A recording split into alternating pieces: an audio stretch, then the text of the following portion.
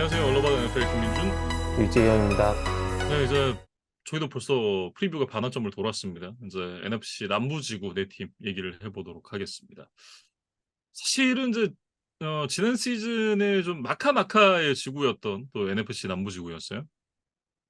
사실은 템파베이가 이제 지구 우승을 차지하면서 플레이오프 무대에 나서기는 했지만, 음, 템파베이마저도 이제 8승 9패, 그러니까 5할이 채 되지 않는 성적이었고, 나머지 세 팀은 이제 탈락의 아픔을 겪기는 했지만, 그 팀들도 모두 7승을 거뒀거든요. 그러니까 뭐 절대 강자는 당연히 없었고, 예, 뭐 음, 약자마저도 어떤 최소한의 자존심 정도는 지켰던 지구였다. 뭐 이런 정도로 좀 정리를 해야겠습니다. 네. 가장 먼저 이제 애틀랜타 필컨스부터 좀 얘기를 해보도록 할 텐데요.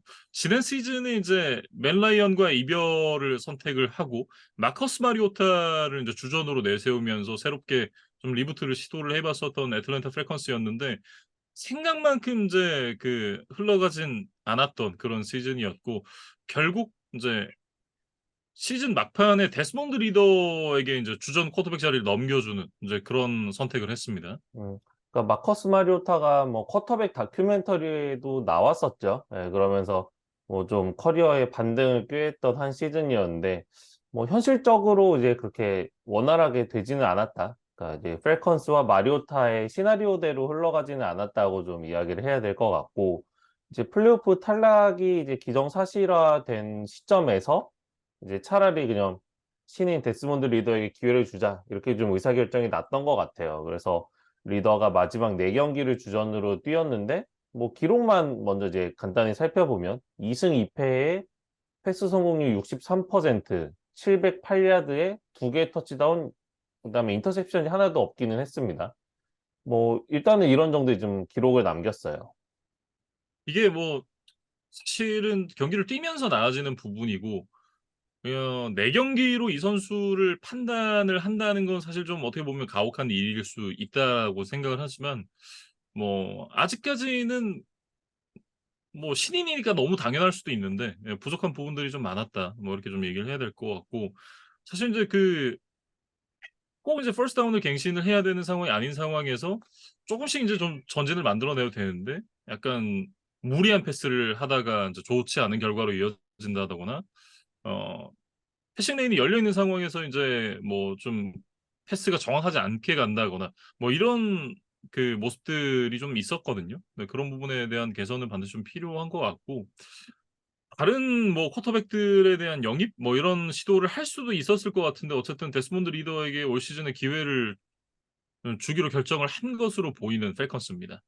그러니까 이거를 이제 구간을 좀 나눠보면, 첫 두 경기에 비해서 이제 마지막 두 경기에서 확연히 좋아진 모습을 보였던 것은 사실이에요. 그러니까 펠컨스 구단도 그 부분을 좀 인정을 해준 것이 아닌가 싶고, 이제 아까 말씀해주신 이제 필름에서 나타난 좀 문제점들에 대해서 지적을 해주셨는데, 조금 더 구체적으로 보면 이런 거예요. 그러니까 이제 스크램블링을 통해서 이제 포켓을 벗어나서 이제 패스기를 찾는 이런 상황이었는데, 어, 이제 명확하게 이제 오픈된 리시버가 없었던 상황입니다. 그렇다면 이미 스크램블링으로 이제 약간 여유 공간이 생겼기 때문에 그냥 자신의 이제 러싱 레인을 유지하면서 뭐 한 4야드, 5야드 전진해서 일단 사이드라인으로 나가는 이런 선택을 하는 게 조금 더 안정적이었는데, 굳이 무리하게 이제 패스를 시도하다가 이게 인컴플리트가 되고, 뭐 결국에는 뭐 다시 이제 제자리에서 공격을 시도를 해야 된다거나, 저희가 인터셉션이 하나도 없었다고 말씀은 드렸지만,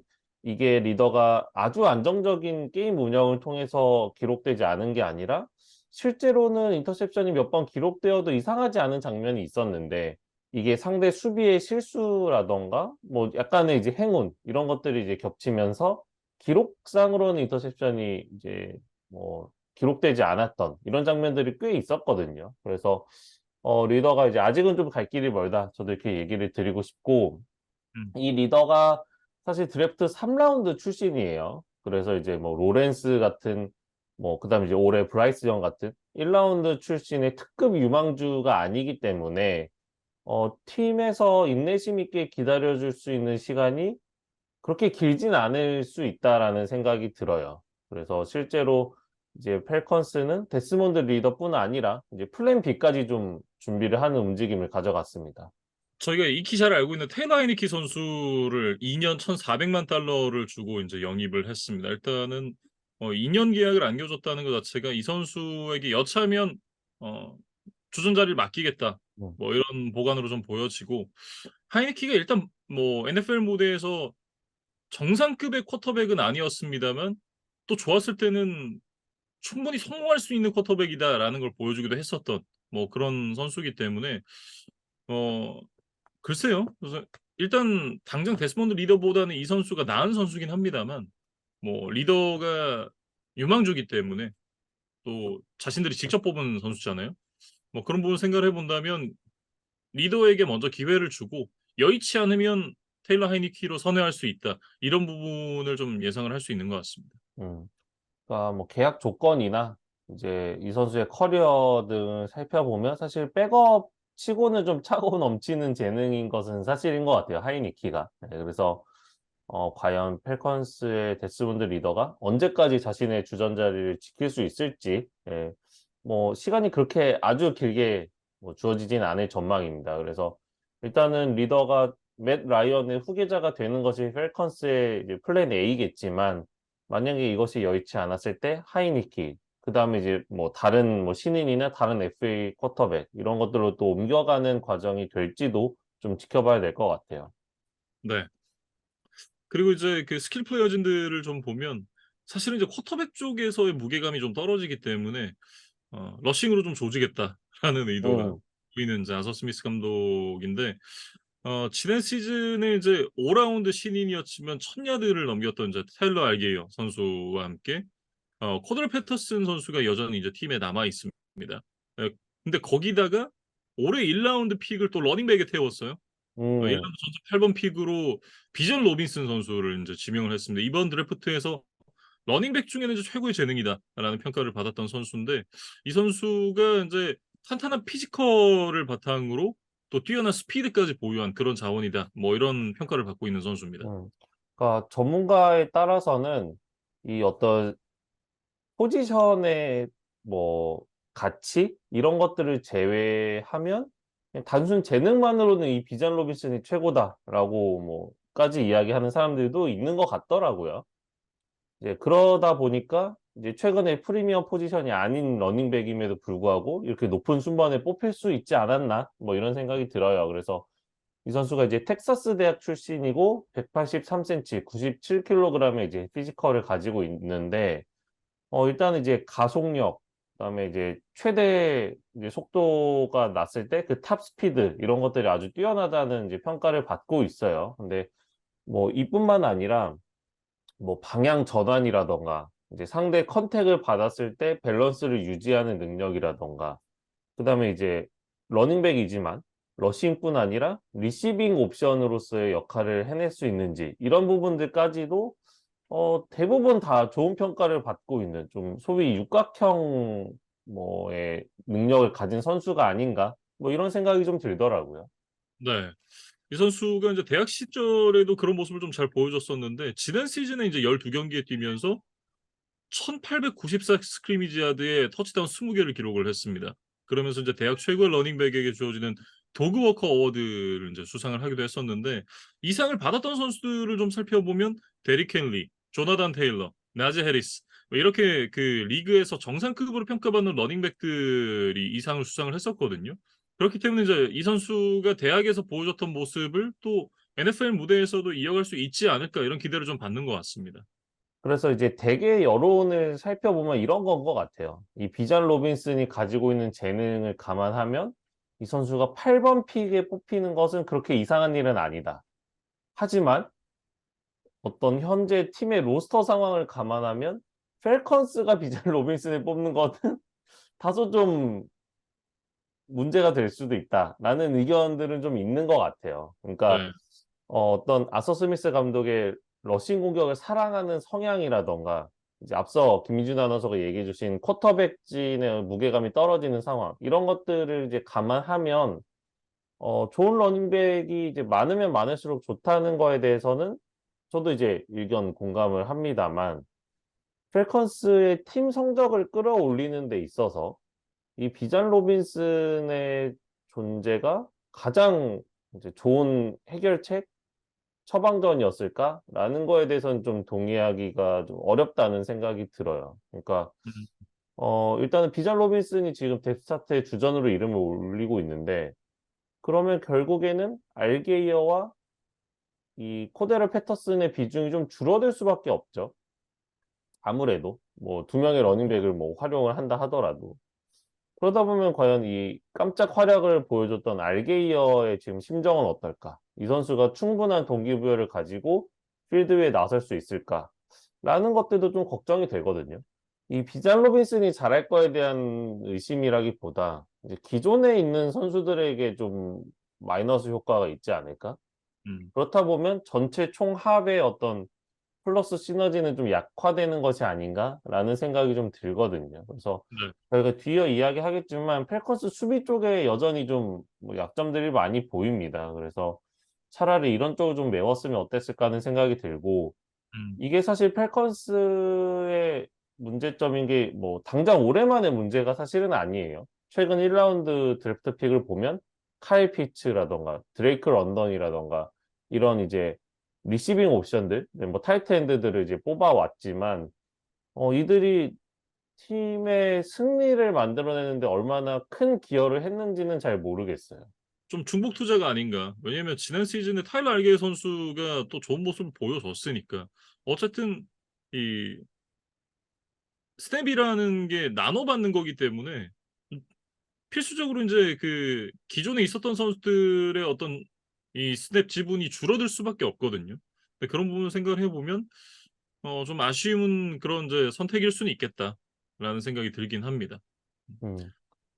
그리고 이제 리시버 쪽으로 좀 넘어가 보면 지난 시즌에 넘버 2 역할을 해줬던 올라마이드 자키우스가 지금 이글스로 이제 떠난 상태예요. 그러면 이제 드레이크 런던의 짐을 누가 나눠갈 것인가, 이게 좀 관전 포인트였는데, 일단은 두 선수를 영입을 했습니다. 그러니까 이글스, 돌핀스, 레이더스 등에서 뛰었고 지난 시즌에 이제 700야드 가까이 잡아내면서 조금 반등에 성공을 했던 이 맥 콜린스라는 장신 리시버와 1년 250만 달러에 계약을 했습니다. 이 맥 콜린스는 또 193cm의 아주 키가 큰 선수예요. 그리고 이제 한때 템파베이에서 이제 브레이디의 좀 칭찬을 들었었던, 예, 그게 이 선수의 뭐 최고의 커리어라고 해야 될까요? 그 스카티 밀러와 지금 1년 123만 달러에 계약을 했어요. 그러면서 이 선수들을 지금 넘버 2, 넘버 3로 뭐 이름을 올리고 있습니다. 음. 사실은 그 톰 브레이디에게 좀 최적화된 스타일의 리시버였죠. 이제 슬롯에서 뛰면서 예전에 패트리어츠에서 뛰었던 이제 줄리언 에들먼 선수와 좀 이제 비교가 되는, 물론 이제 커리어만 놓고 보면 뭐 비교를 하긴 좀 어렵겠습니다만, 어쨌든 그런 유형으로 톰 브레이디 선수가 굉장히 좀 잘 써먹었었던 선수였는데, 브레이디가 인제 은퇴를 선언을 했고 그러면서 이제 스카티 밀러도 이제 팀을 옮기게 됐습니다. 사실은 이제 다른 쿼터백들과 조합을 맞췄을 때 이 선수가 어떤 퍼포먼스가 날지 이런 부분들은 좀 미지수이기 때문에 좀 지켜봐야 되겠다라는 생각이 들고, 냉정하게 얘기하면 뭐 다른 팀의 넘버 2, 넘버 3 리시버들과 좀 비교를 했을 때는 글쎄요. 여기도 무게감이 좀 많이 떨어지는 편이다. 좀 요렇게 얘기를 해야겠죠. 그러니까 결국에는 러닝백들에 대한 활용도를 극도로 올리면서 좀 공격을 풀어나가겠다는 작전이 아닌가 싶어요. 그러니까 이제 음. 앞서 얘기했던 로빈슨이라든가 알게이어, 패터슨 등에 좀 의존해서 최대한 이제 전진을 만들어내고, 이제 엔드존 근처에서 이제 패스가 필요한 상황에서 장신 리시빙 옵션, 그러니까 드레이크 런던, 카일 피츠에다가 지금 맥 콜린스까지 190cm가 넘는 이 주전급 리시빙 옵션이 무려 3명입니다. 그러니까 음. 좀 글쎄요. 좋게 말하면 컨셉이 좀 확실하다. 예. 근데 이제 나쁘게 말하면 너무 이 패턴이 좀 뻔히 보이고 좀 약점이 좀 명확한 어떤 공격진 구성이다라는 생각이 좀 들거든요. 네. 네. 그래서 어 뭐 이런 것들이 이제 어떻게 결과로 나타날지 좀 지켜봐야 될 것 같고, 음. 타이트엔드 쪽에서는 이제 앞서 얘기했던 카일 피츠의 좀 반등이 시급한 상황이에요. 우리가 데뷔 시즌에 알던 카일 피츠의 모습이 지난 시즌에는 사실 거의 보이질 않았거든요. 그러면서 좀 존재감이 미미했었는데 이제 3년 차에 어떻게 좀 살아날 수 있을지 좀 지켜봐야 되고 여기에 이제 패트리어츠에서 좀 실패를 했었던 조노 스미스가 좀 경험을 더하기 위해서 이제 도착한 상황입니다. 뭐 전반적으로 봤을 때는 이제 그 뭐라고 해야 될까요? 묻지마 러싱으로만 이제 경기를 풀어갈 수 있겠느냐. 뭐 사실은 이제 이런 부분이 좀 우려가 되는데 어 뭐 아스미스 감독이 해결해야 될 숙제가 아닌가 저는 그런 생각이 좀 들고 최근에 이제 '오펜시브 라인이 좀 약하다.'라는 그런 이미지가 있었던 펠컨스였는데 어 어 일단 이제 러싱의 길을 열어주는 그런 역할들을 또 잘 해 주고 있거든요. 네 그런 음. 부분을 좀 봤을 때는 어 올 시즌에 이제 그 '컨셉과는 좀 잘 어울린다.'라는 그런 생각이 좀 들긴 합니다. 그러니까 PFF 기준 7 위예요.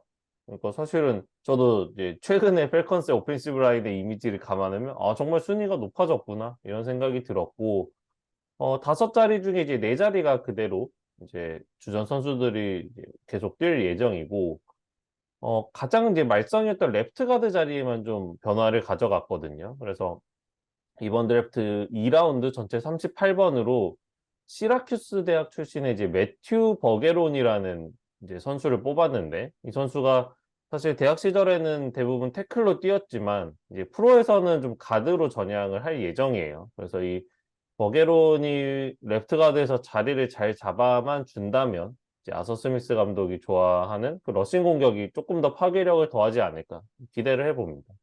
네. 수비 쪽에서도 인제 좀 이 빈약한 부분을 보강을 한 펠컨스인데 일단 그 칼라스 캠벨 선수를 1년 $700만 를 주고 인제 데리고 왔습니다. 이 선수가 올해 37 이거든요. 이제 나이가 굉장히 많은 베테랑 선수인데 뭐 그럼에도 지난 시즌에 여전히 좋은 퍼포먼스를 보여줬기 때문에 뭐 '올 시즌에도 어느 정도는 좀 기대를 해볼 수 있지 않을까.'라는 생각이 들고요. 그리고 인제 지난 시즌 그 지구 라이벌 세인츠에서 뛰었던 데이비드 온예마타 선수를 또 3년 $3,500만 를 주고 데리고 왔습니다. 기존에 있던 이제 그레이디 제러 선수와의 또 시너지도 한번 좀 기대를 해볼 수 있는 그런 상황이라고 말씀을 드릴 수가 있겠어요. 칼라이스 캠벨 같은 경우는 뭐 경기력도 경기력이지만 이 선수가 워낙 또 리더십이 있고 뭐 좀 분위기를 이제 끌어올리는 데 뭐 일가견이 있는 선수다 보니까 좀 음. 그런 부분들까지도 좀 기대를 하는 것이 아닌가 이런 생각이 들고 뭐 온예마타 같은 경우는 이제 뭐 이렇게 이제 라이벌 팀에서의 선수를 빼오면 우리 팀의 전력도 올라가지만 상대 팀의 전력을 또 약화시키는 효과도 있거든요. 그래서 그런 것들도 좀 뭐 부가적인 뭐 효과가 있었다. 이렇게 좀 말씀을 드리고 싶어요. 그리고 이제 이 선으로 넘어가 보면 역시나 이제 또 세인츠에서 뛰었던 인사이드 라인베커 케이든 앨리스를 3년 $2,150만 달러에 이제 영입을 했고 그다음에 이제 테네시에서 좀 기대에 못 미쳤던 버드 듀프리를 1년 $300만 달러에 영입을 하면서 이 선수는 좀 복권이라고 봐야겠죠. 이제 분명히 좀 고점을 보여준 이제 피츠버그 시절이 있었기 때문에 이제 최근에 좀 부진했다 하더라도 '한번 좀 기회를 줘 보고 싶다.' 이런 생각을 좀 했던 것 같습니다. 그리고 이제 삼성에서는 그 라이언스의 유명한 1 라운드 3 픽 버스트 중의 버스트 제프 오쿠다를 인제 트레이드로 영입을 했습니다. 거기다가 인제 그 벵갈스에서 굉장히 또 좋은 모습 보여줬었던 제시 베이츠 선수에게 대형 계약을 안겨줬거든요. 4년 $6,400만 인제 FA 계약을 안겨줬는데 그러면서 이제 기존에 있던 에이제이 터렐 뭐 선수와 함께 좀 좋은 세컨더리를 구성할 수 있지 않을까라는 생각이 들고 지금 수비 쪽에서 주전 11명 중에 6 명이 바뀌었습니다. 굉장히 큰 변화를 줬는데 그럼에도 뭐 수비가 이제는 '구색이 좀 갖춰졌다.' 이런 느낌이지 '수비가 강하다.' 이런 느낌은 별로 안 들거든요. 음. 그러니까 제시 베이츠가 이제 좋은 선수인 거는 맞는데 세이프티도 사실은 프리미엄 포지션이 아니에요. 근데 이제 엣지 러셔에 이런 좀 큰 투자를 하는 게 아니라 결국 세이프티한 데 또 큰돈을 썼다는 것이 좀 팬들에게는 좀 그렇게 뭐 성에 차는 계약은 아니었던 것 같더라고요. 예 그래서 얼굴들은 많이 바뀌었지만 여전히 이제 패스 러시에 대한 좀 갈증은 해소되지 않은 것 같다. 저도 이렇게 좀 적어 왔습니다. 그래서 펠컨스 이야기를 좀 다 해 봤는데 러닝백, 그다음에 이제 장신 리시빙 옵션의 재능이 좀 몰빵된 공격진, 그리고 음, 여전히 좀 부족해 보이는 수비진이라고 좀 적어왔어요. 그래서 그래도 이제 뭐 이야기를 마무리하는 시점에서 좀 희망적인 희망 회로를 돌려보자면, 리그 32개 팀을 기준으로 살펴보면 사실 이런 전략은 통하지 않을 가능성이 높고, 전체 오버롤 랭킹으로 보면 좀 뭐 하위권에 처질 가능성이 높다는 생각은 들어요. 근데 음. 서로 좀 전력이 고만고만하고 좀 서로 뭔가 약점들이 보이는 이 NFC 사우스 지구에서는 차라리 이런 단순하고 확실한 방법이 좀 통할 수도 있지 않겠느냐라는 생각이 좀 듭니다. 저는 사실은 이제 내 팀 다에게 해당되는 얘기일 수 있는데, 굳이 이제 비교를 하자면, 어, 여러 이제 반들이 있잖아요. 이제 8개 반이 있다라고 한다면, 사실은 그 8개 반 중에 평균 점수로만 따졌을 때는 꼴등반이 가까운 이 NFC 사우스거든요. 오히려 그렇기 때문에 반에서 1등만 하면 음, 된다라는 느낌으로 좀 접근을 한다면, 사실은 내 팀 모두에게 좀 기회가 열려 있지 않나. 그렇기 때문에 말씀해 주셨던 대로 정말 뭐 묻지마 러싱으로 지구내 팀들만 잡을 수 있어도 어떻게 보면 올 시즌에 좀 소기의 목적을 달성할 수도 있겠다. 뭐 이런 생각이 좀 드네요. 음. 제가 이제 요새 e스포츠 쪽에서 일을 하면서 또 배운 격언 중에 하나인데, 하위권 팀은 난이도가 쉬운 걸 해야 된다라는 거를 항상 중계진이 이제 강조를 아, 맞아요. 하더라고요. 네, 예. 근데 이것이 좀 지금 펠컨스에게 좀 적용할 수 있는 뭐 컨셉이 아닌가 싶고, 음, 펠컨스의 지금 이제 꾸려지는 로스터나 뭔가 지향점 같은 것들은 사실 좀 난이도가 쉬워 보이기는 해요. 이 러싱 네, 공격이라는 게 더 안전하고 더 쉬운 방법이기 때문에. 그래서 이런 좀 펠컨스의 확실한 전략이 잘 통할 수 있을지를 좀 지켜보겠습니다. 네, 이렇게 애틀랜타 펠컨스 살펴봤습니다.